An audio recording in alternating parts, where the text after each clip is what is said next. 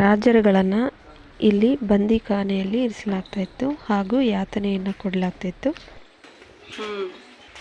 ಇದು ಕೂಡ ಖೈದಿಖಾನೆ.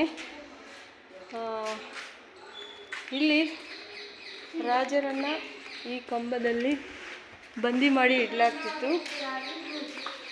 ರಾಜರನ್ನು ಈ ಕಂಬದ ಸುತ್ತ ಕಟ್ಟಿ ಹಾಕಿದಾಗ ಆ ಚೈನ್ ಮೂಮೆಂಟ್ ಆಗುವಾಗ ರಾಜರು ಆ ಕಡೆ ಈ ಕಡೆ ಓಡಾಡಬಾರ್ದು ಅಂತ ಹೇಳಿ ಈ ಕಂಬವನ್ನು ಕಟ್ ಮಾಡಿ ಹೋಲ್ ಮಾಡಿದ್ದಾರೆ.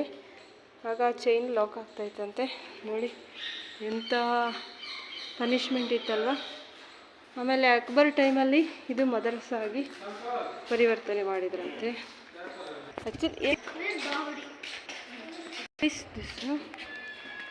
ನೋಡಿ ಇದನ್ನು ಸ್ಟೆಪ್ ವೆಲ್ ಅಂತ ಕರೀತಾರೆ. ಇದು ಸ್ಟೆಪ್ ವೆಲ್. ಇಲ್ಲಿ ಸ್ಟೆಪ್ಸಿಂದ ಕೆಳಗಡೆ ಕೂಡ ಹೋಗ್ಬೋದಾಗಿತ್ತು. Step well come here not there come here. ನೋಡಿ ಅರಮನೆಗೆ ಬೇಕಾದಂತಹ ನೀರಿನ ಪೂರೈಕೆ ಈ ಸ್ಟೆಪ್ ವೆಲ್ಲಿಂದ ಆಗ್ತಾಯಿತ್ತಂತೆ, ಮಾಡಲಾಗ್ತಿತ್ತು. ಇದು ಸ್ವಲ್ಪ ನಮ್ಮ ಪಾರ್ಲಿಮೆಂಟ್ ರೀತಿ ಕಾಣುತ್ತೆ. ನೋಡಿ ಅರಮನೆಯ ಒಳಗಿನಿಂದ ನೀರನ್ನು ತರಲಿಕ್ಕೆ ಸ್ಟೆಪ್ ವೆಲ್ಲಲ್ಲಿ ಇಳಿತಾಯಿದ್ರು.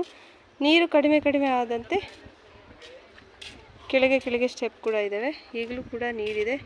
ಇಡೀ ಅರಮನೆಗೆ ಬೇಕಾದಂತಹ ನೀರಿನ ಪೂರೈಕೆ ಕೂಡ ಇಲ್ಲಿಂದ ಸಹ ಮಾಡಲಾಗ್ತಾಯಿತ್ತು. ನೋಡಲಿಕ್ಕೆ ಪಾರ್ಲಿಮೆಂಟ್ ಥರ ಕಾಣಿಸುತ್ತೆ.